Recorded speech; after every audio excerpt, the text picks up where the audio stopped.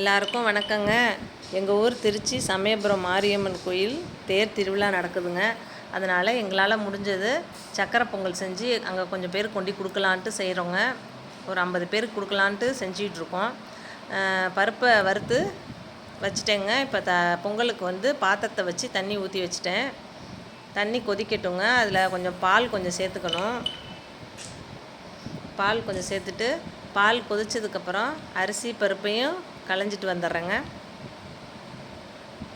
பால் கொதிச்சுட்டே இருக்கட்டும். அதுக்குள்ளேயே அரிசியும் பருப்பையும் கழுவி எடுத்துகிட்டு வந்துடுறேன். A few moments later. பருப்பை களைஞ்சிட்டு சமயபுரத்தில் வந்து ரொம்ப விசேஷமாக இருக்குங்க. எந்த ஊரில் இருந்தாலும் அடுத்த வருஷம் கண்டிப்பாக வாங்க. சமயபுரம் தேர் திருவிழாவுக்கு சூப்பராக இருக்கும். அரிசியும் களைஞ்சிடலாங்க.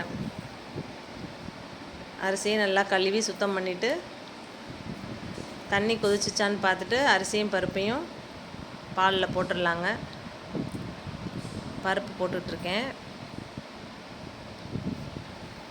பருப்பை போட்டோன்னா அரிசியையும் போட்டுட்டு வேக விடணும். வருஷமும் கூட்டம் ஏறிக்கிட்டே இருக்குங்க.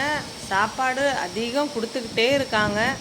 எல்லாம் அவங்கவுங்க வேண்டுதல் நிறைவேற அம்மனுக்கு இன்னமும் கூட்டம் எல்லாம் அதிகரிச்சுக்கிட்டே இருக்குங்க. அந்த பக்கம் பாகுக்கு வந்து வெல்லத்தை தண்ணி ஊற்றி கொதிக்க வச்சிட்டேங்க. இந்த பக்கம் அரிசியும் பருப்பும் வெந்துருச்சு. வெந்தோன்னா பாகை தூக்கி அப்படியே நிப்பாட்டி விட்டேங்க அடுப்பை. அந்த வெல்லம் கரைஞ்சதுன்னா அடியில் அப்படியே மண்ணெல்லாம் கொஞ்சம் தேங்கி நின்றுக்கும். அதனால் அப்படியே ஒரு கொஞ்சம் நேரம் வச்சிட்டோம்னாலே தேங்கி நின்றுக்கும். வடிகட்ட தேவையில்லை. அப்படியே மேலாக நம்ம ஊற்றிடலாம். ஊற்றி நல்லா அடியோடு கிண்டிடலாங்க. எங்கள் வீட்டுக்காரர் தான் கிண்டிகிட்டு இருக்காரு. என்னால் கிண்ட முடியல, கை வலிக்குதுன்னு. பொங்கல் ரெடி ஆயிடுச்சுங்க. முந்திரி திராட்சையை வறுத்து கொட்டிடலாங்க. நெய் ஊற்றி முந்திரி திராட்சையை வறுத்து கொட்டிடலாம். ஏலக்காய் பவுடர் கொஞ்சம் போட்டுக்கலாம். தேவையான ஏலக்காய் பவுடர் போட்டுட்டு கொஞ்சம்தான் பொங்கல். இவ்வளோ காலத்துக்கு இன்ன வரைக்கும் வீட்டுக்கு வந்து பொங்கல் ஒரு 1/2 கிலோ அரிசி போட்டு இல்லை ஒரு டம்ளர் அரிசி போட்டு தான் பொங்கல் செஞ்சுருக்கேங்க. ஃபஸ்ட் டைமு இப்போ தான் வந்து நிறைய ஒரு 50 பேர்த்துக்கு கொடுக்குற அளவுக்கு பொங்கல் செஞ்சுருக்கேன். சாமியை வேண்டிட்டு மகமாயை வேண்டிக்கிட்டு செஞ்சேங்க. நல்லா வந்திருந்தது. பொங்கல் நல்லா இருந்தது. முந்திரி திராட்சையை வறுத்து கொட்டியாச்சுங்க. ரொம்ப சூப்பராக இருந்ததுங்க பொங்கல். எல்லாம் செஞ்சு ரெடி ஆகிடுச்சு. பொங்கல் கொஞ்சம் சூடு ஆறுனதுன்னா கொஞ்சம் அப்படியே நல்லா இறுக்கமாகிடும். கொஞ்சம் இப்போ லூஸாக இருக்குது பொங்கல். கொஞ்சம் சூடு ஆற இறுக்கமாகிடுங்க. கொஞ்சம் லூஸாக இருக்குது. கொஞ்சம் சூடு ஆறுனுச்சுன்னா நல்லா கெட்டியாக நல்லா சூப்பராக ஆகிடுங்க. இன்னும் கொஞ்சம் நெய் நல்லா ஊற்றிக்கலாம். ரொம்ப மனசுக்கும் சந்தோஷமாக இருக்குங்க. திடீர்னு எங்களுக்கு ஒரு ஐடியா, இந்த மாதிரி கொண்டு நம்மளும் கொடுப்போம், அம்மன் அருள் நமக்கும் கிடைக்கட்டும். எவ்வளோ பேருங்க, ஏகப்பட்ட பேர், அவ்வளோ பேர் சாமிக்கு சாப்பாடு கொடுக்குறாங்க, அன்னம் கொடுக்குறாங்க. அப்படியே வீட்லேயும் கொஞ்சம் எடுத்து வச்சு பூஜை பண்ணிட்டேங்க. தண்ணி பாட்டில், வாழைப்பழம், பொங்கல் 3 கொடுக்கலான்ட்டு. அதனால் வீட்லேயும் சாமிக்கு வச்சு ஒரு சின்னதாக ஒரு பூஜை பண்ணிவிட்டு எடுத்துகிட்டு போவோம் அப்படின்னு சொல்லி வச்சுட்டு பண்ணிட்டோங்க. ரொம்ப மனசுக்கு நிறைவாக இருக்குது. இப்போ பாக்ஸ் போடுறோம்.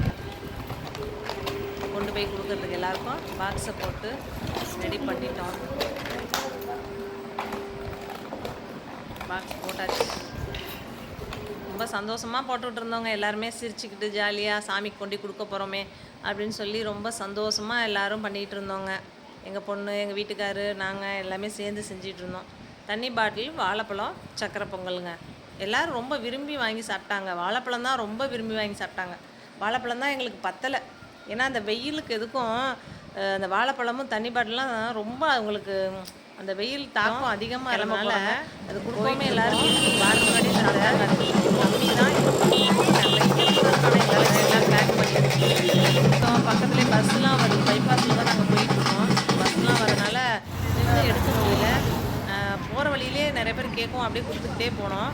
ஒரு இடத்துல போய் இறங்கி நின்றுட்டு அங்கே இருக்கவங்க எல்லாருக்கும் மீதி எல்லாம் ஃபுல்லாக கொடுத்து முடிச்சிட்டோங்க. எல்லோரும் விரும்பி வாங்கி சாப்பிட்டாங்க. அது எங்களுக்கு ரொம்ப சந்தோஷமாக இருந்ததுங்க.